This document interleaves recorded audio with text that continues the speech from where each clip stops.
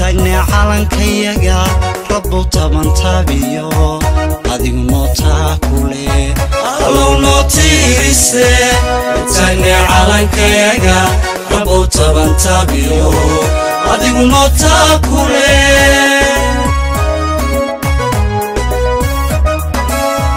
somaliland talada tabayu adeegsato tabal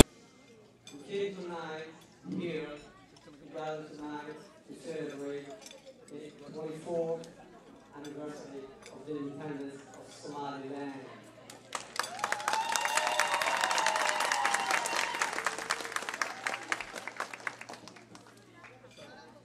We had a long program, but we tried to adjust and try to meet our expectation. I'm not sure if we're going to exceed, but we try to meet. But before we start our program, we have tonight with us what I think the future mayor of Nashville, Megan Berry.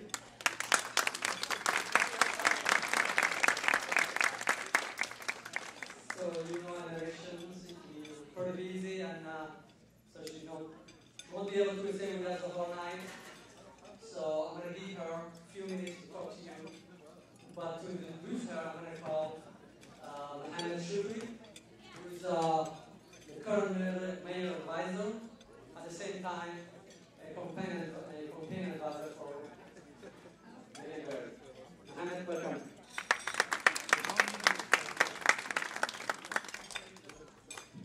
Thank you, coaches.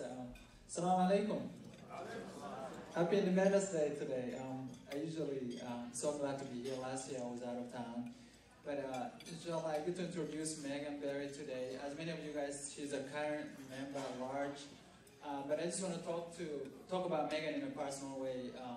So I kind of, during my free time, act as the mouthpiece for the community, larger Muslim American community and New Americans.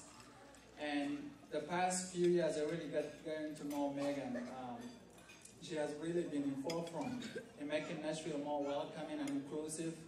I will never forget that 2 years ago when our segment of our community, especially our cab drivers, are having a hard time, she's one of the first council person to write a support letter and started educating her fellow council people.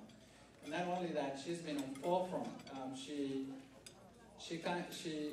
sponsored an ordinance, an anti-discrimination ordinance that made Nashville more inclusive. And as a result, we have so many minorities on commissions on board now. She has done so much as a council person at large, so it's just the right person to really be the next mayor of Nashville. Currently, she's running against 6 other people, but her being here, being part of our community celebration says a lot about her, because when I text some of her campaign persons, they said that Megan is going to be out of town at some conference, but she just came here. She came into Nashville a few hours ago. But she's here now. So she has been a champion. She has been forefront in terms of making Nashville more inclusive. And you can go to meganberry.com and see her platform. And also, she's currently the front runner. So ladies and gentlemen, I would like to welcome our next mayor of Nashville, Megan Berry.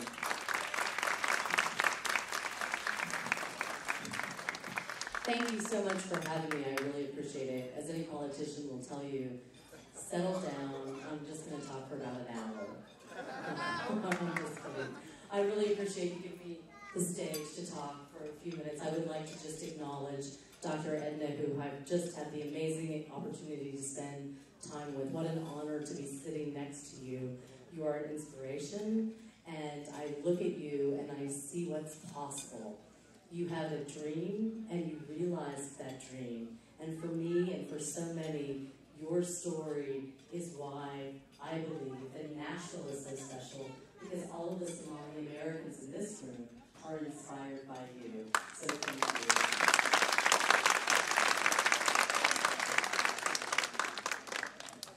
As Mohammed mentioned, I have currently served on the Metro Council for the last 7.5 years, and I'm going to spend just a second, though, telling you a little bit about who I am. I'm not from Nashville originally. How many people in this room are from Nashville originally? So,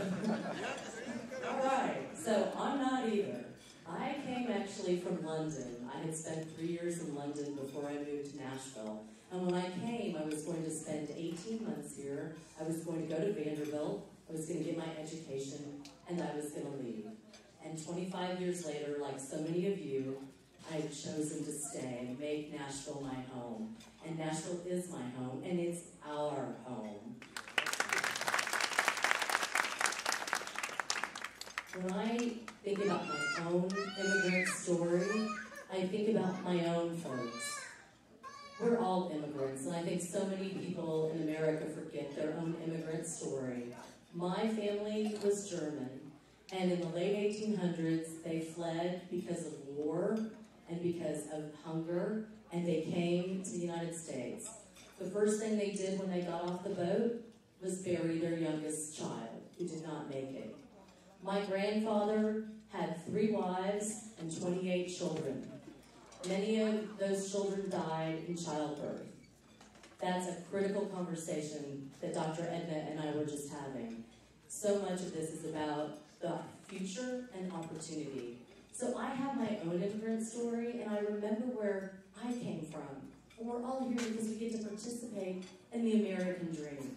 My family went on to be small business owners, doctors, lawyers, and now I stand before you, potentially, to be the first mayor of Nashville who is a woman.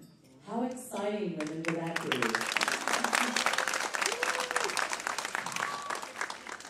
But that's not why you should vote for me. You should vote for me because we believe in the same things. And let me tell you what I believe. I believe that we need to continue to invest in Nashville. Our economic future is critical to make sure that we all have prosperity and success. I believe in education. Education is the #1 thing our government does for our citizens. It's why we have a democracy. You have to have an educated, thinking public. And in order for that to happen, in my administration, we need universal pre-K. Everybody needs to have that chance and that seat. Transportation is a huge issue for us. How many of you have spent time in Atlanta? Anybody? Yeah, you don't really want to get around there, right? So you want Nashville to be a place where you can get around, and I think transportation is critical. But ultimately, it's about opportunities. Opportunities for everybody to make sure that Nashville stays a warm and welcoming place, that we embrace our new faces, that we embrace the new energy that comes with all the excitement and ideas. I welcome all of you tonight, and I love this. Thank you. Congratulations on independence for Somaliland tonight. Thank you again for including me. I would love to earn your vote and your support. Voting starts on July 17th. Early voting, you can vote at a couple of places, and Election Day is August 6th. If you're not registered to vote yet, you still have time. But the most important thing is please vote. Thank you so much.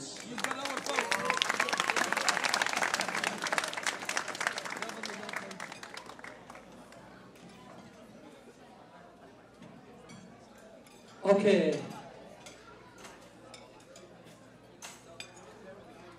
imikana waxaan bilaabaynaa haddaba hadduu ilaahay idhaahdo programkeenii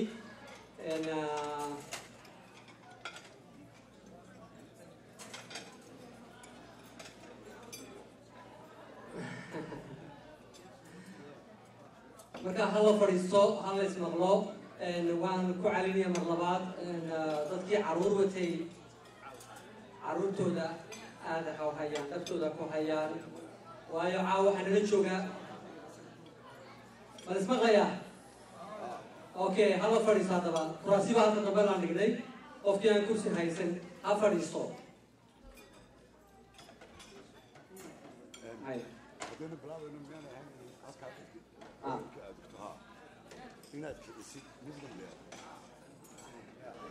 okay mala fadhiistay saddexdaa afurada taagan cabdirasaaq cabdirasaaq halkan kaalay Inta soo fadhiiso. Ilaa kursi haddaad ka soo fadhiiso. You're welcome. And hala dhigo, hala fadhiiso. Idinka fadhiiso. Waayo haddii la hadlayo ama la soo socdo, barnaamijka noo bilaabi kari maayo. Okay. haddaba barnaamijkeena waxaan ku bilaabaynaa waxaan rabaa mar salaadii aan ku bilownay cashadii already waan bilownay waxaa ugu talagalay cashadii inaan waqti hore bilowno laakiin marka isku daya bal inaad si fiican u cashaysiin programkeenana aad si fiican u dhegaysatiin waayo martii baa maxaa hayday meelo fog nooga yimi caawa waxaa nala jooga oo keynote speaker noo ah Professor Scott Beck or Macalinka Jamacadda Indiana University. He came all the way from Indiana with his family, and so I want you to welcome him.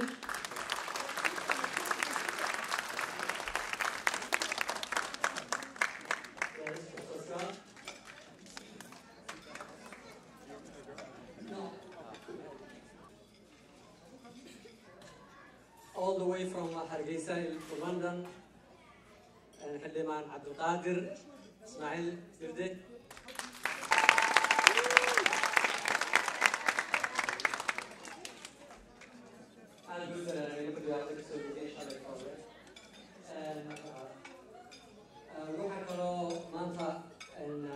not the first time marka waxaan siin doonaaba Nashville citizenship waad ogtihiin qofkan ka hadlayo وعدنان هذا اسماعيل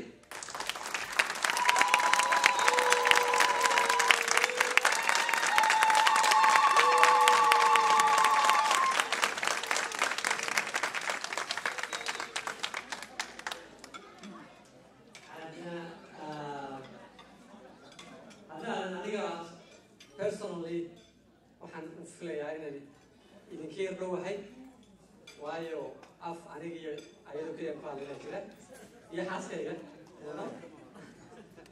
Anna, ça fait plaisir de venir ici. Ça fait plaisir, par l'honneur, d'être avec nous là pour la deuxième fois. C'est un peu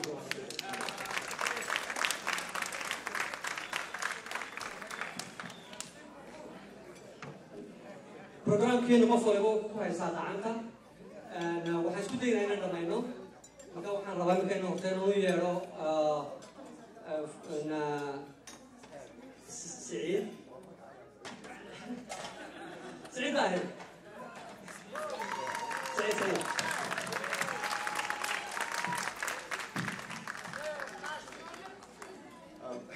مير روح يقول تختار يسوي ودي مش بس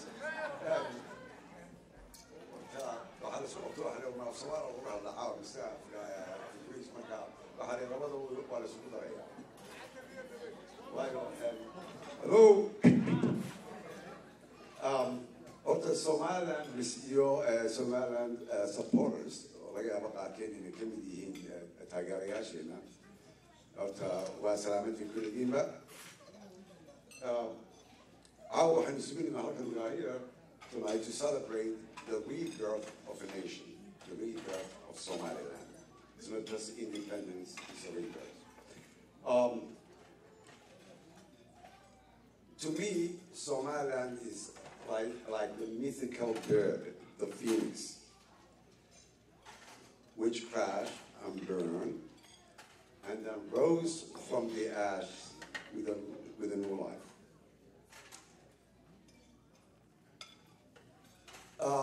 But Somaliland it's not a mythical, it's not a myth, it's real.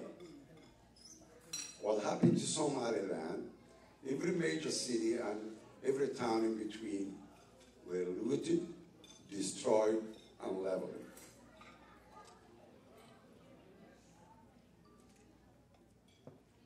With all that destruction, the world gave a blind eye. There was no Marshall Plan. There was no help coming to them. For 24 years, they struggled, they rebuilt, and they created a vital, a state different than any other country in the neighborhood. It's true, Somaliland is fought against the biggest or strongest military in sub-Saharan Africa at that time, except South Africa. They fought and they won. They won the war. From that rubble and destruction rose a vibrant, independent nation. It came from that rubble, vibrant, independent nation. Like I said, the spirit and determination of the people kept this flag we're watching right there to fly high, and it will stay there. The Somaliland is the flag.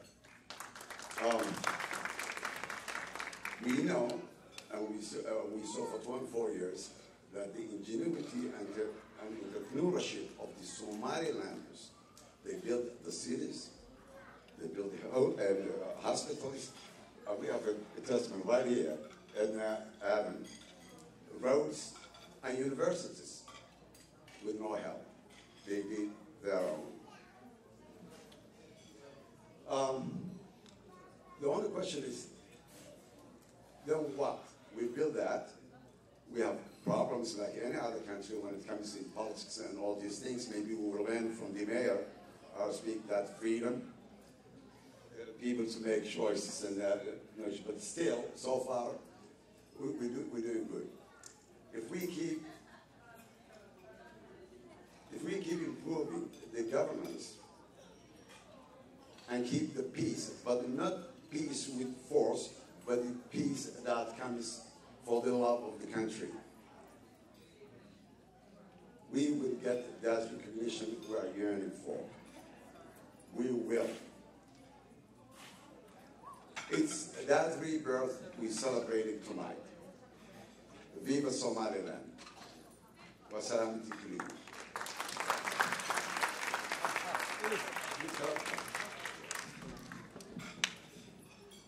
waad mahadsan tahay Saciid. Programkeenu caawa sidaan u soconayaa waxaan ugu talagalnay markii hore inta la cashaynayo inuu socdo documentary ku saabsan historyga Somaliland. Documentarygaas wuxuu ahaa saacadii bar socon lahaa. waxyaabo badan baan ka faa'iideysan lahayd. Aniga waan ka faa'iideystay markan xafladda isku dubaridayay. waxyaabo badan baan ka bartay. waxyaabo kaa qoslinaya, kaa goohinaya, waxyaabo jira cale. waa historyga Somaliland baa documentary ku jira.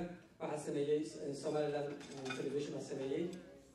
waxaan rabaa in cashadiina cuntiin aad dhamaysiin next 20 minutes on joogaraynaa documentarygaas.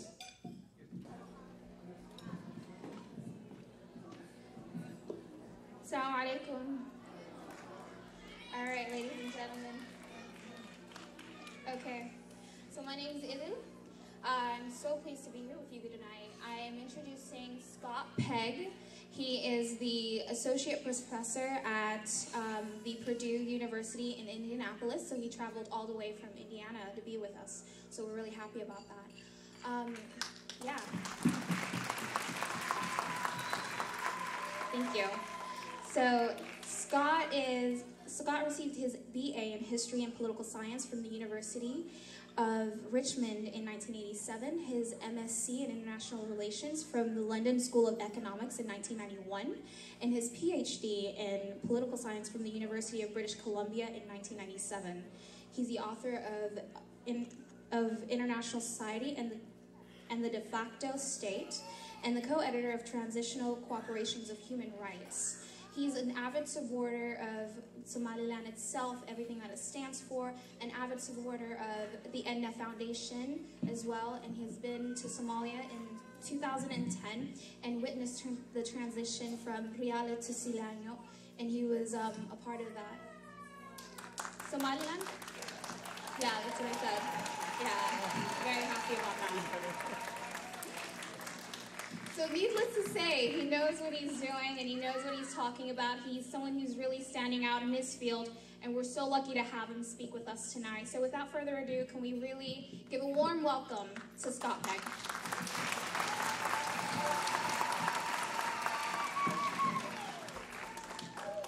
Hi, thank you for that generous introduction, and I just want to say before I start, I consider myself a friend of Somaliland, and I greatly appreciate how all of you always make me feel like a friend whenever I'm with you. You're always very generous to me and my family, so thank you for that. To follow what Edna said, I would also clarify I have never been to Somalia. I've been to Somaliland, but I haven't been to Somalia, so wanted to add that. And also, I just want to say before I start that different people measure honor in different ways, and one of the really, really coolest things for me about being here is seeing my face on a poster with Edna. She's one of my heroes, and it's a real honor to be on the same poster with her, so thank you for that. What I'm going to talk to you about tonight is the prospects for oil in Somaliland and whether that will be a good or a bad thing, and some of the things that might make that better or worse. I start from a belief that what is often called the resource curse, the idea that countries that have oil or mineral wealth do poorly on things like corruption or lack of democracy or greater risk for civil wars, is not inevitable. There are countries that have done very badly with oil wealth. There are other countries that have done reasonably well with it or with mineral wealth. So I assume it could go either way. It's not preordained to be a success. It's not preordained to be a failure. Why there's interest, and I know some of you guys in the back probably can't see the slides very well, but why there's interest in oil in Somaliland is that Somalia and Yemen were joined millions of years ago, and many people believe that the same geological formations that made oil commercially viable in Yemen also exist in Somaliland and Puntland and Somalia. There's incredible optimism that's circulating about how much potential there is for oil. A couple of different analysts have cited a figure of 110 billion barrels of oil reserves in Somaliland, Puntland, and south central Somalia. To put that in comparison, Nigeria, which is sub-Saharan Africa's largest oil producer, has 37 billion barrels of reserves, so it's about 3 times the Nigerian figure, and it's bigger also than Kuwait. I personally have some skepticism that there's that much there, but that's the kind of optimism that's being circulated. So what I'm going to try to do tonight is limit myself to just Somaliland, just the colonial borders claimed by Somaliland. So I'm not going to look at things like offshore disputes between Somalia and Kenya. I'm also not going to look at things like the Darur, and I apologize if I'm pronouncing that wrong, oil basin that is unambiguously within Puntland. It is not within land claimed by Somaliland. So I'm just looking at Somaliland itself. As some of you might know, there are a couple of different disputes or conflicts surrounding the oil. Probably the biggest and most important one is the eastern region of Somaliland, which some of you know is also claimed by Puntland. And the Nugal oil basin is in that disputed territory, also claimed by the nascent Hatumo state. Other forms of contention are the government in Mogadishu claiming that neither Somaliland nor Puntland has the right to issue oil exploration licenses, and some of the Western oil companies who had concessions dating back to the 1980s claiming that their concessions should still be legitimate, even though they declared force majeure in 1991 and have not been producing in Somalia for decades. So what I'm going to try to do tonight is 4 main things. First, talk about Somaliland's motivations for oil, try to help. Most of you probably will understand what I'm saying, but try to help you understand Somaliland's motivations. Highlight some reasons for concern, reasons things might not go well or things might go badly. On the flip side of that, highlight some reasons for optimism, reasons things might go well or might go good, and then conclude. So, in terms of Somaliland's motivations, I think it's very important to understand that for Somaliland, oil is not just money. It is not just an opportunity to fund the government. It is not just an opportunity to bring development projects to the country. but rather oil is seen as a route to sovereign recognition. The logic, as explained to me by former Foreign Minister Muhammad Omar, is that Somaliland hopes if the oil discoveries are big enough and Western companies are participating, they will then pressure their governments to recognize Somaliland so they can participate fully in the oil boom. Oil is also, in this sense, an important component of what international lawyers call earned sovereignty, meaning sovereignty that is not just given to you by virtue of being a former colony, but sovereignty that is earned through demonstrated achievements in democracy, in peace and security, and also in economic viability, and the oil is an important part of the economic viability story. I would argue, and I know that you guys can't see this in the back, but a really good comparison, if you want to think about Somaliland in this regard, is the Kurdish regional government in Iraq. The Kurdish regional government in Iraq also views oil as fundamentally being about sovereignty. Quote, "They're no less important, reasserting Kurdish control over oil aimed to demonstrate to the international community the potential for Kurdish prosperity and its prospects for surviving independently." Fundamentally, for Somalia, Mogadishu, and for Somaliland, oil is not just money, it is sovereignty. And what makes that a difficult issue is that it is much harder to divide or share sovereignty than it is to divide or share revenue. If it was just a question of revenue, you could come up with some fancy formula to split the money. But it's not, it's a question of sovereignty.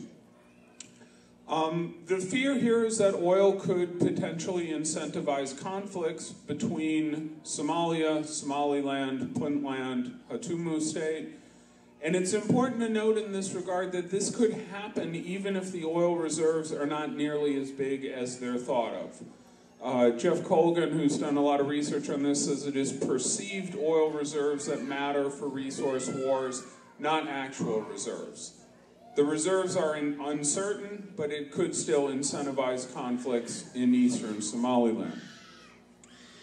Another reason for concern in terms of Somaliland is that many of the preconditions that people have identified for successfully managing oil wealth are either not present or only present in a very limited way. Somaliland has a fragile economy. It doesn't have a super fiscal base. Some of the institutions are weak. Some of the legal framework is not in place. There are many concerns about oil governance today. Concerns that only a few key players are involved in the negotiations, and the negotiations are excessively secret. Concerns about corruption, and I would emphasize that some of the allegations of corruption come from people who are trying to score political points against the people they're accusing. They're in many cases unsubstantiated, but the concern still exists. And then finally, draft petroleum legislation has been written since 2009, but has not been passed. So the legal or institutional framework for managing oil is not there. Theoretically, the biggest reason for concern comes from a guy named Nicholas Eubank, who talks about what he calls revenue bargaining. And essentially what Eubank means by revenue bargaining is that one of the things that has kept Somaliland's government democratic and constitutional has been the need to secure revenue from local people in Somaliland, local businesses. The need to tax people locally, he says, has been a fundamental reason why Somaliland has been a relatively democratic, relatively law-abiding place. And the fear here is that oil will overwhelm this need for revenue from local sources. Somaliland's government budget in 2014 was approximately $250 million. And to put this in perspective, I use Chad as an example. In its first year of oil production in 2003, Chad earned $45 million from oil wealth, or about a fifth of Somaliland's total budget. By its third year of oil production, Chad earned $300 million, or about the same as Somaliland's budget. In 2012, Chad earned more than $2 billion of revenue from oil, so approximately 10 times Somaliland's budget. So even if the revenue that comes in isn't quite at that level, the oil wealth could easily equal or exceed by a number of 10 times what Somaliland's current budget is. And I think a question to ask yourself in this regard is, would President Riale have peacefully transferred power in 2010 at a ceremony I had the privilege and pleasure of attending if he had that kind of revenue at his disposal? And I don't know what the answer to that question is, but I think it can be debated or it can be argued. So why should we be optimistic? What's the more positive side of the story? The more positive side of the story comes from an academic at the University of Florida named Ben Smith, who says that what matters with oil wealth is not whether or not you have oil, but when you have oil. And essentially what Smith argues is that oil does not arrive into a vacuum. It arrives into a pre-existing institutional framework. And he says what oil does is magnify that framework. So if you put oil into bad institutions, it's going to make them worse. If you put it into good institutions, it will help make them better. And the hope here is that Somaliland fits this pattern, that Somaliland has consolidated peace and security. It is in the process of consolidating democracy and has made major steps in that regard, and that the oil wealth is not going to disrupt or get in the way of that. This is basically the same argument that people make about Ghana, one of sub-Saharan Africa's newest oil producers, that Ghana's already had a couple of highly contested elections. It's transferred power from the government to the opposition and back again. It has a relatively diversified economy and active civil society keeping watch on the government, and therefore Ghana won't be Nigeria or it won't be Angola. This is the optimistic argument for Somaliland as well. So in terms of a conclusion, the first thing I would say to all of you is I think there's a very big need for caution here. Wild estimates of 110 billion barrels of oil reserves at the moment are just that. They are just wild estimates. Despite several decades of hype, Somalia, Somaliland, Puntland in 2015 have no proven oil reserves and no active oil production. Doesn't mean they won't have oil, doesn't mean oil isn't coming, but right now it's not there. Hussein Abdi Douale, your Minister of Energy, Natural Resources and Water, said to me in 2012 that there's no doubt there is oil. The question that remains, the question that is important is there commercially viable oil? Is there oil that is commercially worth producing? Right now, today, we do not know the answer to that question. Most people think the answer to that question is going to be yes, but right now, we don't know the answer to that question. Hussein Abdi Douale told me in 2012 that oil production starting before 5 years, so that would be 2017, was not realistic. There was no possible way that production could start before 2017.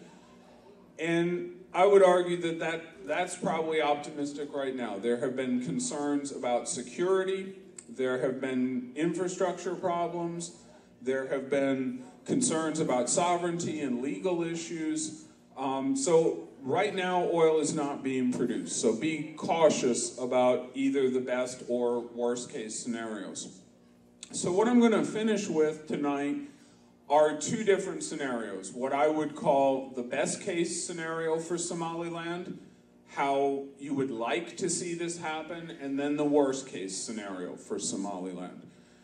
So from my perspective, the best case scenario would start with oil production is further delayed. Oil production doesn't happen immediately, it takes a while. And specifically, it's delayed long enough to let you have another set of elections. To let another set of elections happen, let another set of free and fair elections happen. Oil production is also delayed to enable you to pass the necessary legislation and create the legal institutional framework for managing oil revenues. Oil production, in my best case scenario, would start slowly and it would come online gradually. The government would get smaller amounts of revenue initially. It would have some time to learn how to deal with that revenue before larger amounts of revenue came in later. And then finally, oil production in Somaliland would either start at the same time or even better, start before oil production in Puntland or South Central Somalia. Thus, Somaliland would not face a massive gap in revenues between those places, which might create a real existential security threat. The worst case scenario is a lot of this stuff just flipped around. Oil production comes online quickly, and it comes online before another set of elections are held. It also comes online quickly before the institutional and legislative framework to manage oil is in place. Somaliland reaches peak production or very high levels of production very quickly. Oil revenue floods into the country, and in essence, it becomes the only game in town. Everything else is immediately dwarfed in importance by oil, and politics becomes merely a fight over who can control the oil revenue. Nothing else matters. And then finally, oil production starts in Puntland and or South Central Somalia first, and there is a delay before it starts in Somaliland, and your government is faced with a serious revenue gap in comparison to those other governments, which might create an incentive for them to turn that to their military advantage. So let me stop here and just say thank you very much for having me, and I'm happy to talk to any of you later. Thank you.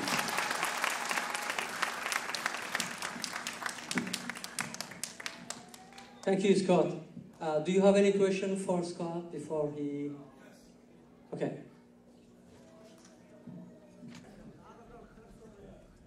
Thank you, Scott. 2 or 3 questions.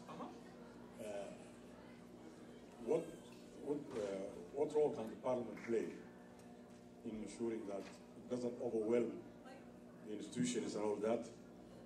And so far, have you studied the way they divided the country into blocks, offshore and onshore? And is it wise to auction all of them at the same time without keeping some? And what sort of production agreements are the best case scenario for a country like ours? Okay, so 3 very good questions. Let me see if I can get them all. In terms of the role that Parliament can play, I think fundamentally the answer is it should play a big role. It should play a very important role.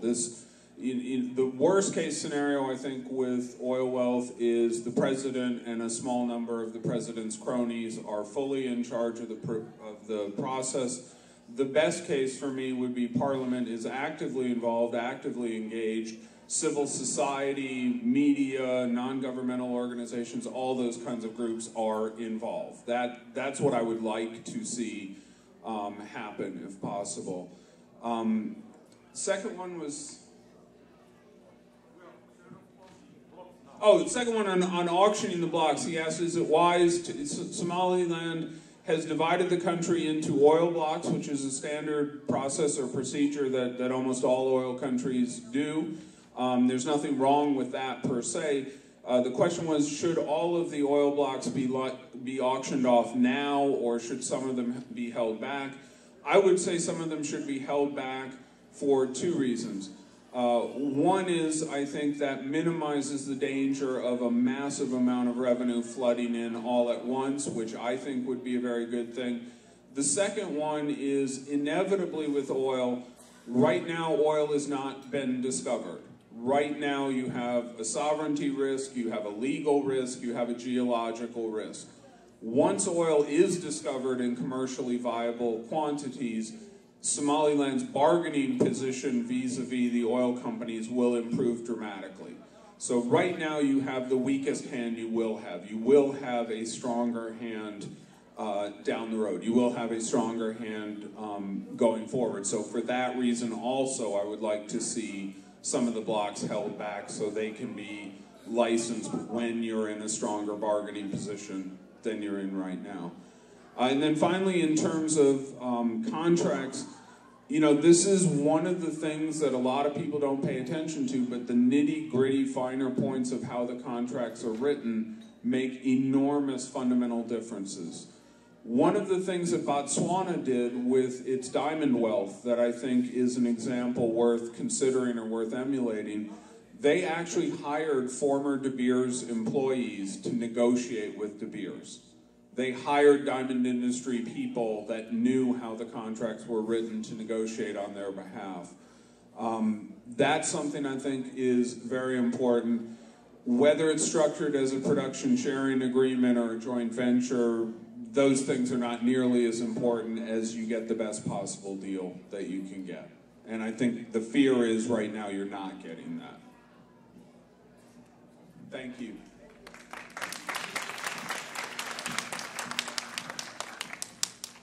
Okay, we're gonna go to the next speaker. Before we do that, waxaan jeclaan lahaa inaan u yeedho Cabdiraxmaan Xasan Jaamac. Cabdiraxmaan Xasan Jaamac wuxuu inoo tirin doonaa gabay.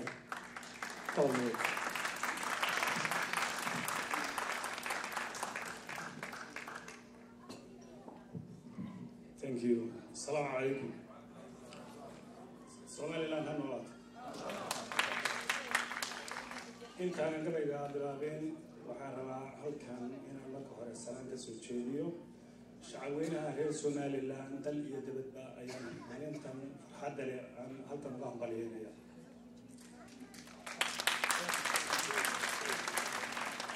Marka labaad waxaan ka salaamayaa halkan wafdiga sharafta leh ee na soo booqatay oo ay ka mid tahay adna aadan. Marka saddexaad waxaan ka salaamayaa ninka la yiraahdo Cabdiqaadir Jidde iyo Professor Scott.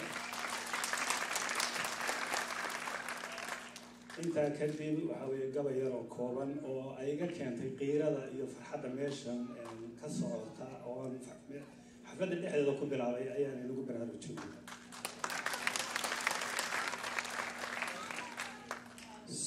Somaliland socotayo sarayu jeeday salka maalintii loo dhigay sinaha loo aasay 18 markii sanka lagu dugay sanad guuraday dhalatay baa loo subcinayaaye sara kaca sala qiimo badan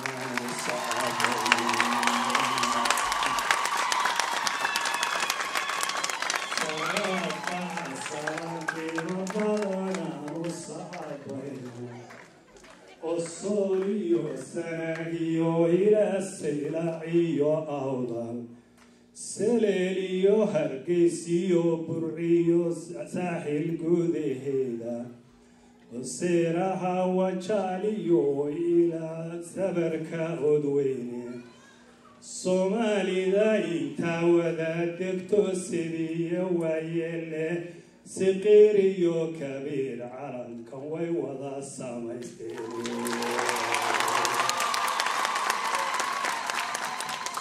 siqiriyo kabiir calankan way wada samaysteen suldaaniyo garaadiyo ugaasodaya susuban siyaasiyo aqoon-yahan kuwa wada saxeexeen siyaasiyo aqoon-yahan kuway wada saxeexeen sareediyo wanaag buu dhalayo waana sixin saydhe saxan saxa udgoon nabadda waa lagu siyaartaye saxan saxa udgoon nabadda waa lagu siyaartaye doorashana markay socoto salabka loo qaato safaf dheer markii loo galo shacabku siinayo safaad iyo dagaal kama dhaco suqmadow malehe qof waliba midku sayadu ugu sarigaye silanyana sanduuq iyo cod badan sayiduu helaye sarakaca saraqeeda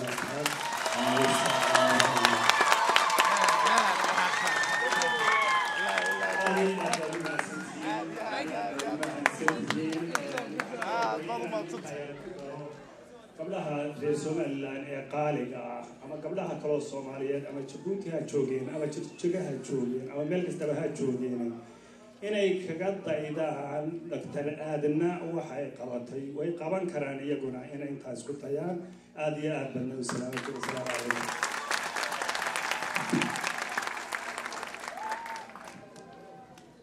Wow.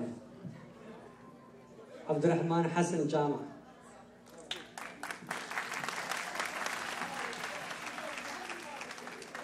Come. Come and help me, okay? Somaliland, I love you. إمكان وحنو يردونا جمال عبد الله حسين. جمال عبد الله حسين وحنو سلوين دونا عبد القادر حاج إسماعيل جدي.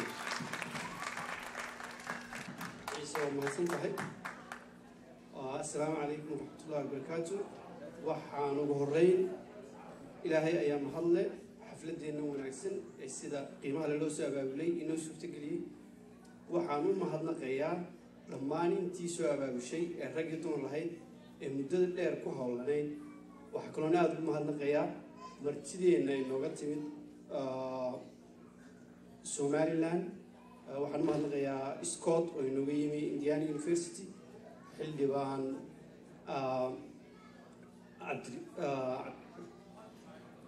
cabdiqaadir xaaji ismaaciil jibde oo halkan markaad soo taagtaan oo isna inooga yimid hargeysa xildhibaan cabdiqaadir xaaji ismaaciil jibde ayaan in yar taariikhdiisa iyo xilalkii uu ka soo qabtay somaliland antonia inaan idiin sheego cabdiqaadir waxa uu ahaa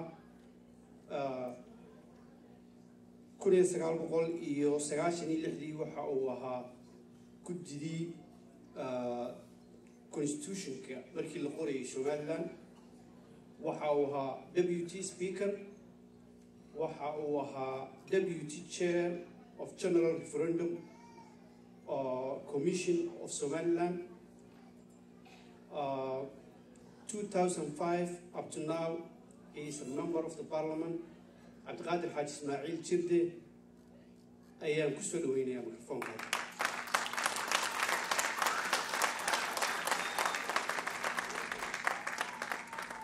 Abdulqadir ku soo dhaweey Bismillahir Rahmanir Rahim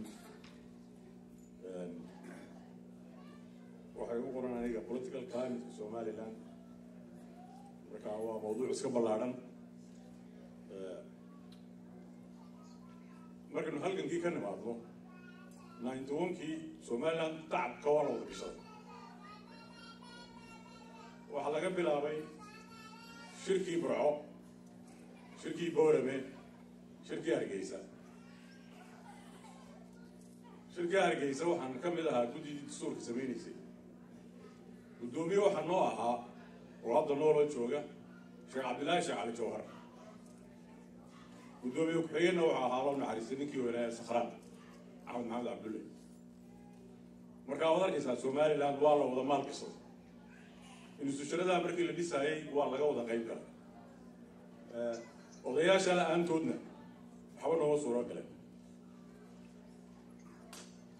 baarlamaanka imika ku jiraa waxa weeye aniga waa kii afraad idinku waa sanadka waa taqaanaan waa dee waa qiyaastaan waxa la dhahaa waa sanadkii ya annaga waxa weeye baarlamaankii koowaad wuxuu ahaa 1991 ilaa 93 ayaa baarlamaankii u horreeyay Somaliland madaxweynena wuxuu ahaa Cabdiraxmaan Axmed Cali Cabdiraxmaan Dura loo naxariistay baarlamaanka waxa gudoomiye u ahaa Ibrahim Igaak Allah yarxamo waxa ku xigay baarlamaankii Boorama lagu soo dhisay oo kalabaada kaana gudoomiye waxa uu noqday xaabsada gudoomiye u noqday Cabdiraxmaan Beedaan in la yiraahdo naxariista dhintayna waxa ku xigay baarlamaankii saddexaad waa kii Hargeysa lagu dhisay markaa intaasi waxa ku yimaadeen habeeleed oo kuraasta beelaha loo qaybiyay formuladii lixdankii codadka loo kala helaa lagu qaybiyay iyo wax kale lagu heshiiyay baarlamaanka 97kii Hargeysa lagu sameeyay markaa cigaal loo naxariisto noqday madaxweyne Cabdiraxmaan Cali Faarax noqday madaxweyne ku-xigeenka gudoomiye waxa noo ahaa Allah naxariisto dhawaan ku dhintay qaybi ana ku-xigeen baan ahaa ku-xigeenka labaadna wuxuu ahaa nin bariiskii hore oo reer Zeylac marka waad arkaysaa institutionada Somaliland cidna gaar uma yahay cidna gaar uma institutionada sidaasaa loogu wada jiray sidaasaa loo soo wada dhisay Somaliland sidaasaa loo wada leeyahay oo loo wada dhisay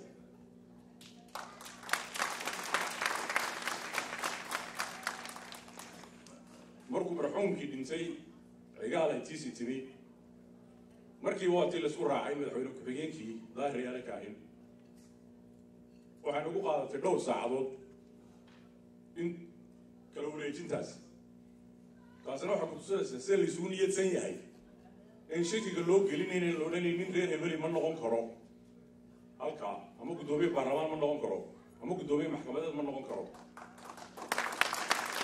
internetku dagaalka ka cuno internetka mashkiladiisu waxa weeye inta waalan buu wanaagsan yahay nimaa waxba xeerinaya ya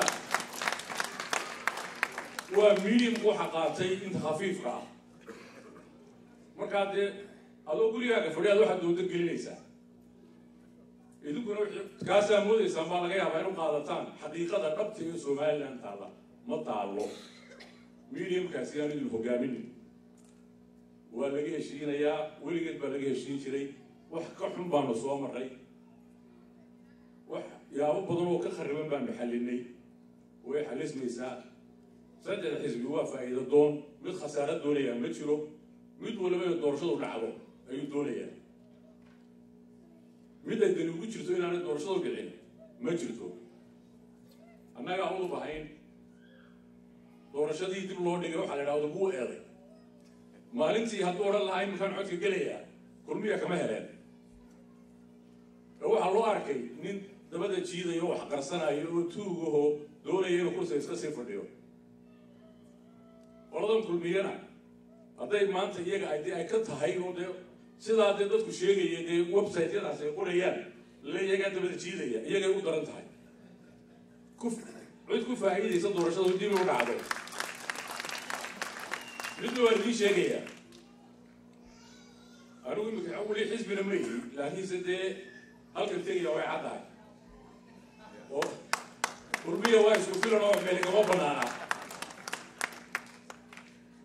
halkan tegaya waa caddahay laakiinse mid baan idiin sheegaya saddexda xisbiba anigu waanu ku urgalay saddexda xisbiba waqti ay ku dhismaan bay u baahan yihiin saddexda waxaan ku tilmaanaa madax kurka nool kurkay ka dhisan yihiin way xisbi qabsan kara golihiisii dhexe iyo shirweynihiisii ma jiro kulmiye intuu dib u dhacay waa ogtiin ee lagu heshiin waayey golihii dhexe in la qabto 5-4 jeer baa lagu kala kacay wadani lama hadlayo cudda hadalkeeda badaa Somaliland waa kan iminka dabada dee dabada inta badan ku maqan yahay markaa saddex xisbiba haddii run loo hadlayo dambaa ugu jirta inay doorashadu dib ugu dhacdo mid maanta doorasho geli karaa xaqiiqada marka loo hadlayo wani aan ceebeyniga ahayn daan naseexay iga tahay waayo wax ku soo dhintan ku soo dadaalay inay hagaaga ma jeclay shuruucdooda annagaa wada samaynay annagaa dabada ka riixaynay markaa dan baa noogu jirta annaga waanan jecelahay inay qabsoomaan markay axsaabtu samaysmayeen xisbi aanan shirweynihiisa tegin anigoon xubin ka ahayn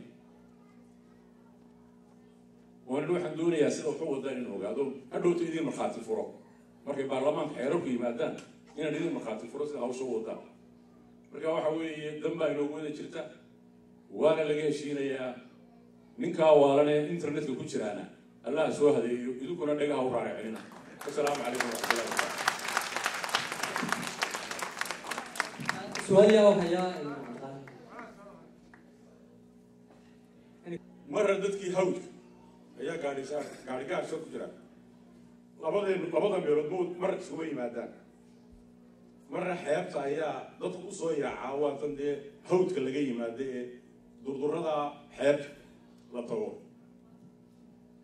marna dadkan hawdka ayaa rooban oo degan oon gurgurayn oo la wada gaadhaya marka labadii baan say isugu daabaqmaan taana wax ka shaqayn kara uun dee nimankaa reer miyiga ee guurtida ee dhaqanka yaqaano ee geel raaca ee waraabiye ee qoladeedan baarlamaanku miyi beri horaan ka soo googoonay warkama hayno ceelkay ka cabaan iyo halkay degan yihiin iyo martagay arooraan iyo waqtigaa dee laisku sii daayo sumallada iyo ma naqaano odayaashaa yaqaana marka iyagaa sidaa waqti labada qayboodba ay loo fiyoo yihiin oo labadaba iskood